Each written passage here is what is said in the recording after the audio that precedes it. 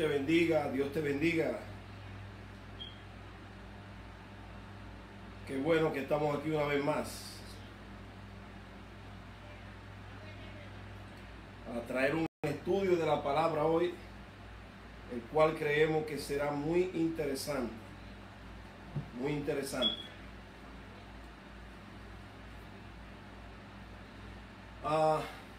Como introducción, quiero decir que los grandes hombres del pasado, los padres de la patria, los padres de la iglesia, mejor dicho, los grandes apologistas que a través de la historia tuvo la iglesia, estos hombres y estos teólogos del pasado fueron mucho más eficientes que los teólogos de hoy tiempo presente. ¿Cómo explico esto? Bueno, el teólogo del pasado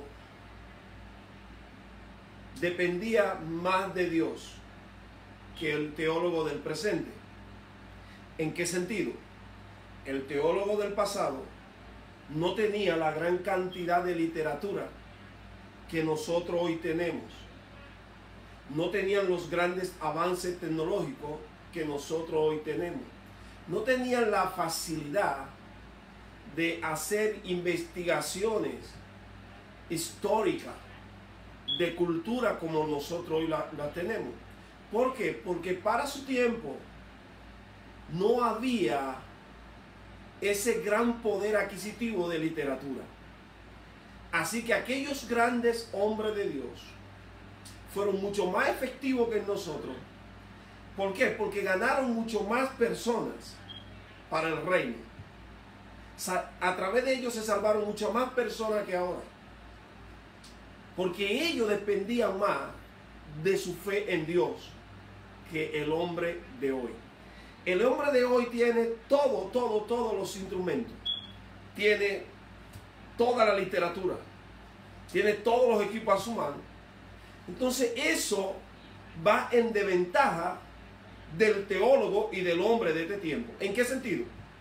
En que mientras el hombre de ayer dependía más de Dios, de su oración, de su intimidad y de lo que Dios le revelaba, el de ahora se interesa más y se centra más en lo que ya está revelado y lo que ya está escrito.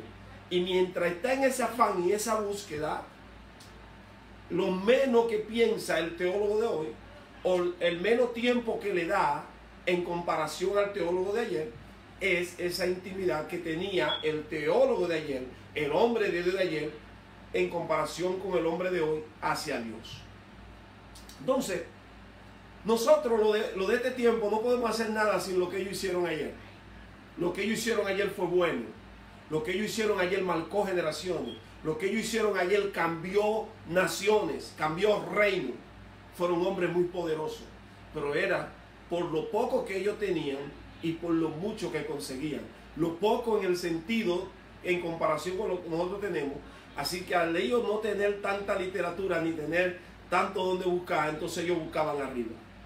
Nosotros ahora, como tenemos tanto donde buscar, tenemos tanto donde escoger, entonces cogemos lo de abajo y dejamos lo de arriba para último. Tremendo eso, tremendo. Bueno, hice una promesa desde la semana pasada, de que íbamos a hablar ciertos temas que son muy delicados, muy delicados. Y hemos tomado una serie de estudios que no van a ser largos, lo más que van a ser de 20, 23 minutos, no más de ahí. Pero estos estudios van a ser como una espiral hasta llegar a un punto. Y el punto es explicar los 3 capítulos de primera carta a los Corintios. El capítulo 12, el capítulo 13 y el capítulo 14. Pero lo vamos a hacer como una espiral. Hoy vamos a iniciar con algo que es bien interesante. Y creo que la iglesia necesita escuchar esto. Y es que Hay un texto en Primera a los Corintios, capítulo 14, verso 34, en la cual el apóstol Pablo ordena, oiga bien, ordena callar a las mujeres. Basado en ese texto, hay lugares del planeta Tierra que a las mujeres no le permiten pasar ni cerca al altar. No se lo permiten.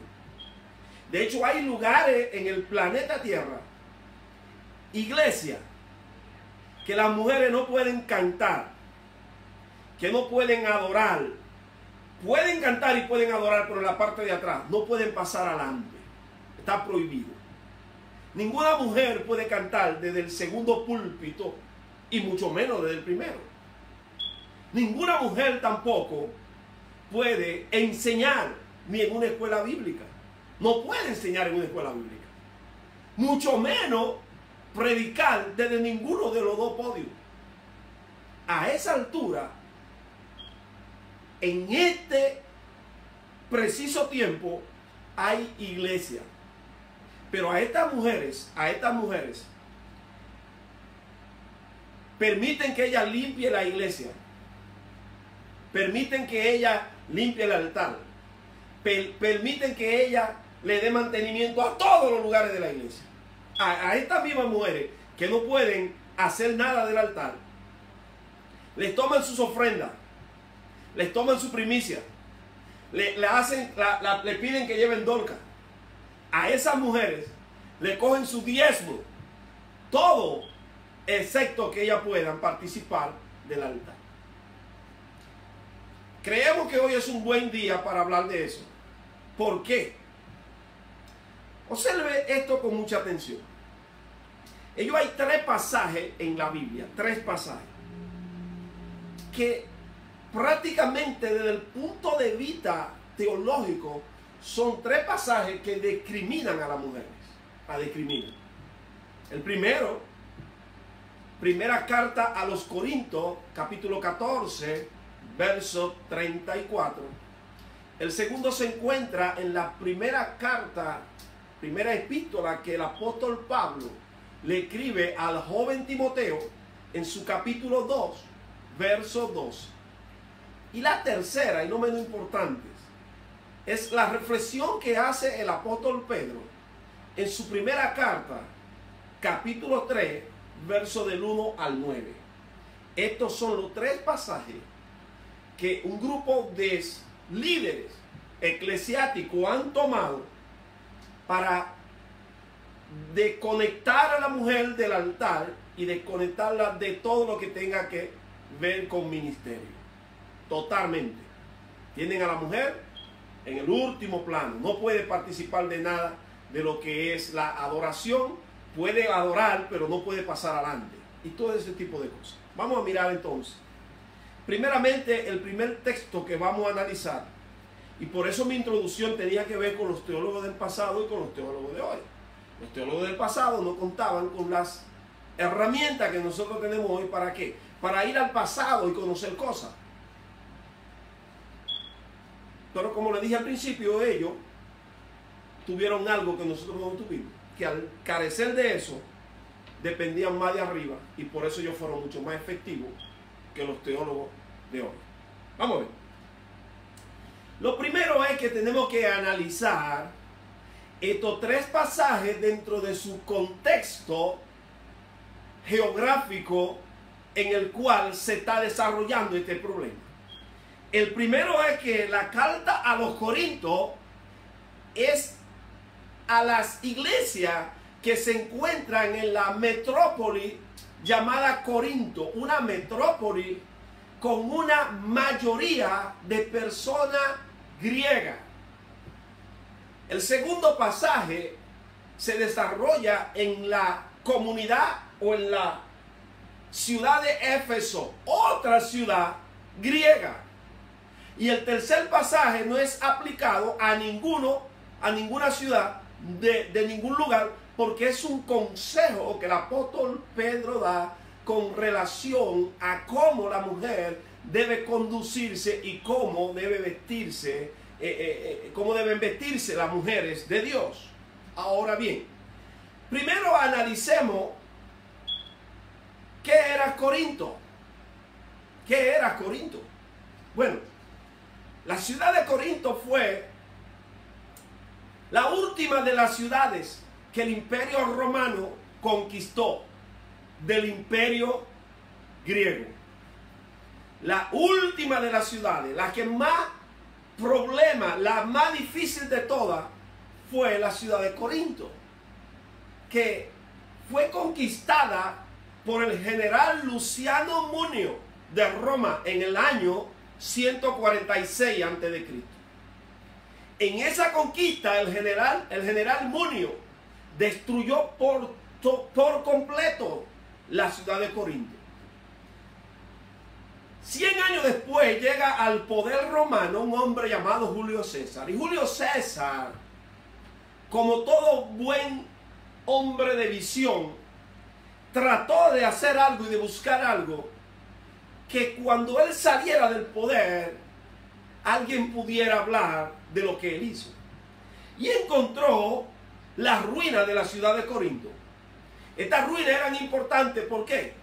Porque a pesar de que 100 años atrás Luciano Munio la destruyó, esta ciudad tenía dos embalses muy importantes, la cual tenía dos puertos terribles. Esta ciudad era la que unía a todas las ciudades del mundo de norte a sur por una supercarretera que había en ese lugar. También tenía un istmo que conectaba al océano Adriático con el océano Egeo en una distancia de unos 7.5 kilómetros. Esta ciudad tenía estos dos puertos y por eso le llamaban la señora de los dos puertos. Tenía el puerto de Cencrea al oeste y el puerto de Aqueo al norte. Uno estaba en el mar Adriático y otro estaba en el mar Egeo. Eso hizo de esta ciudad una ciudad muy próspera y muy poderosa. ¿Por qué? Porque todo el que venía en una embarcación, en vez de dar la vuelta que se llevaba alrededor de 34 días extra, lo que hacía era que pagaba un impuesto y una batería de esclavos cruzaba la nave de un lugar a otro y salía del mar Adriático y entraba al mar Egeo, viceversa. Eso hizo de esta ciudad que a través de los impuestos que cobraba a las embarcaciones era muy poderosa. Pero también llegaron muchos comerciantes de toda parte del mundo y se establecieron ahí. ¿Por qué? Porque había facilidad de intercambio comerciales. Así que cuando el emperador Julio César descubre el lugar geográfico tan estratégico de esta ciudad, ordenó a sus constructores reconstruirla y la reconstruyen y hacen una ciudad hermosa, una ciudad linda. Así que con el tiempo esta ciudad volvió a florecer y a tomar la misma posición que tenía antes que Luciano Munio en el 146 a.C. la destruyera. Ahora Julio César está en el año 44, 100 años después, y la está reconstruyendo, la reconstruye, pero 100 años después, adelante, aparece el apóstol Pablo con las mismas intenciones que tenía el emperador Julio César. Julio César vino a reconstruir una ciudad, pero Pablo vino a reconstruir los corazones de aquella persona que vivía en esa ciudad. Así que esta ciudad, para el momento en el cual el apóstol Pablo se presenta, tenía alrededor de 800,000 habitantes, de los cuales esos 800,000 habitantes habían 500,000 que eran esclavos y los otros 300,000 libres. Pero lo más interesante de esta metrópoli era que vivían personas de toda raza, de toda lengua, de todos los lugares del mundo. Se establecieron ahí y se construyeron sus templos, se construyeron sus casas, todos tenían sus villas, todos vivían ahí. Así que era una ciudad multicultural, era como una New York City, como Nueva York. ¿Qué pasa en esta ciudad? Bueno, el apóstol Pablo le predica y se convierte en todos se convierten. Pero hay que tener mucho cuidado cuando nosotros estamos haciendo aplicaciones en detrimento de la mujer dentro de lo que es el texto bíblico. Primero, todo esto viene arrastrándose desde el pecado original de Adán y Eva, en la cual los judíos todo el tiempo han manejado que la razón por la cual entra el pecado es por la falla de Eva. Y en esa parte tienen razón. En esa parte tienen razón. Ahora, como ellos manejan eso, a partir de ese momento, cuando Dios pone el orden, que ordena que la mujer a partir de ese momento iba a estar sometida a los deseos de su esposo, a partir de ese momento, el hombre judío comenzó a pisotear y a menospreciar a las mujeres. Eso llega hasta los tiempos de Pablo. Eso llega hasta los tiempos de Jesús. Pero quiero que usted observe con mucha atención esta parte. Cuando el apóstol Pablo está hablando en 1 Corintios capítulo 14, el apóstol Pablo no le está hablando a las mujeres judías. ¿Por qué? Porque las mujeres judías estaban sometidas. Ellas no tenían ese problema. De hecho, dentro de lo que es el contexto de la carta a Timoteo y la de Pedro, tampoco aplica a las mujeres judías. ¿Sabe por qué? Porque la mujer judía viste de una sola forma y todo el tiempo estaba sometida ¿a qué? A los caprichos de su esposo. Mujer judía no son como esas otras mujeres gentiles que andaban enseñando todo, que andaban mal vestidas. No, la mujer judía no. Hasta hoy usted va a Israel y usted encuentra la mujer judía vistiendo conservadora. Las que viven aquí en América andan vistiendo conservadora también. Así que tenemos que mirar el contexto de cuáles eran estas mujeres. Y aquí viene la información. Había dentro de la ciudad de Corinto un templo, de lo mucho que había, que era el templo de la diosa Afrodita, la diosa del amor, la diosa Venus. En este templo, los hombres entraban ahí únicamente para tener relaciones sexuales y consultar el oráculo de la sacerdotisa. Pero ellos no tenían nada que ver ni nada que hacer en ese templo. Todos eran mujeres. Todos eran mujeres.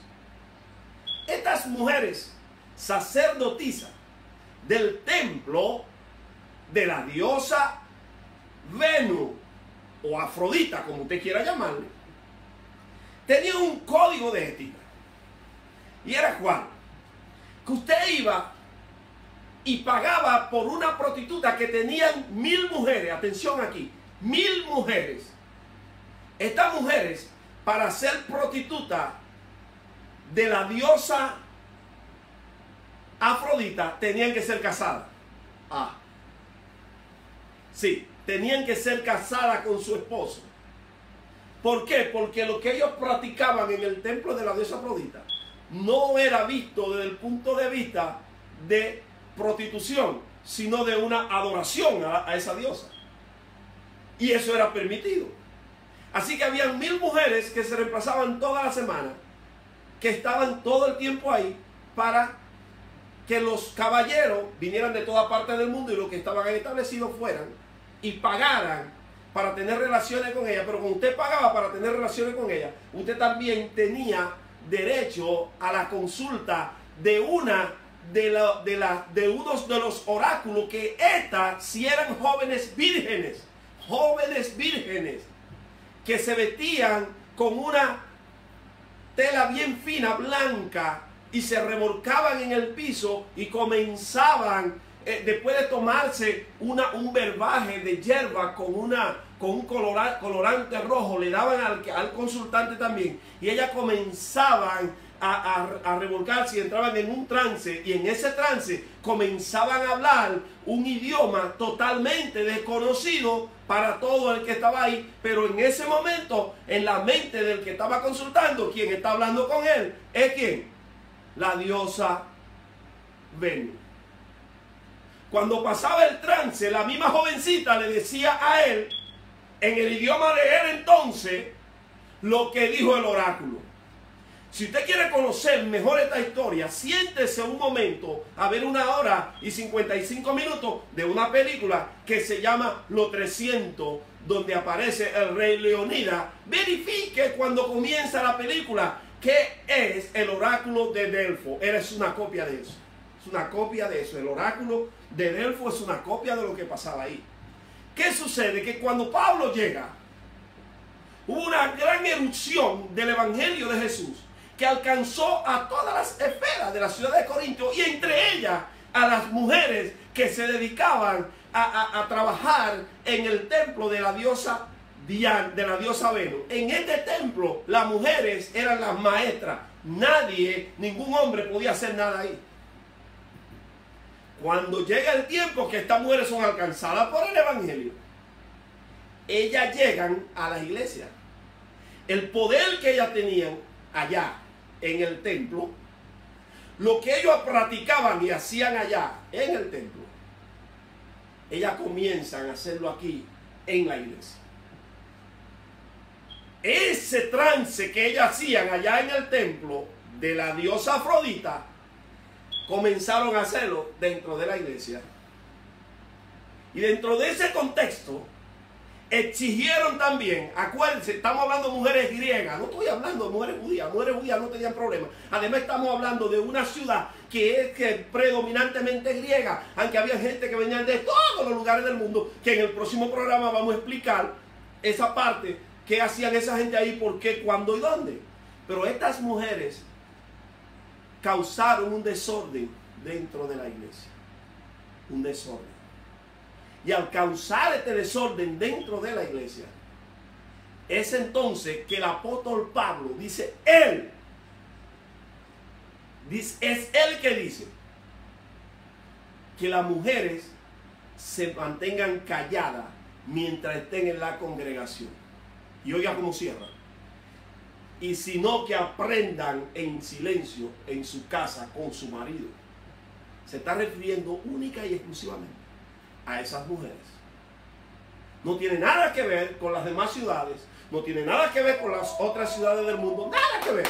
Es a estas mujeres de la ciudad de Corinto que vivían en el templo de la diosa Afrodita, que eran sacerdotisas de la diosa Afrodita y que conocían lo que era el oráculo de Delfo, en la cual estas mujeres entraban en un trance. Si tuviéramos una nación llamada Haití o República Dominicana, como que se montaban, comenzaban a girar en tierra y comenzaban a hablar palabras extrañas y estropajosas. Y entonces, en ese momento, quien estaba haciendo la consulta entendía que quien estaba hablando no era la joven que estaba ahí, sino quien, la diosa Venus, la diosa del amor, le estaba hablando. Esa práctica llega a la iglesia y el apóstol Pablo tiene que cortarla. Esto no tiene nada que ver cuando la Biblia dice que él no permite que ellas enseñen. No tiene nada que ver con las mujeres de este tiempo, ni tiene nada que ver con las mujeres judías, no tiene nada que ver con las demás mujeres. Era un problema existencial dentro de una misma ciudad. La mujer hoy tiene el mismo derecho que tiene el hombre. ¿Para qué? Para predicar, para enseñar, para cantar, para diezmar, para ofrendar, para limpiar, para ser pastora, para hacer lo que sea dentro del reino. Hoy no hay ni libres ni esclavos, ni judíos ni griegos, todos somos unos en Cristo. Aquellas iglesias que tengan por norma discriminar a la mujer dentro del ministerio, están cometiendo el peor error de su vida. ¿Sabe por qué? Porque así como le echamos la culpa que Eva fue la causante del pecado, también te puedo decir que Eva fue la que Dios escogió. ¿Para qué? Para exterminar el dominio de Satanás.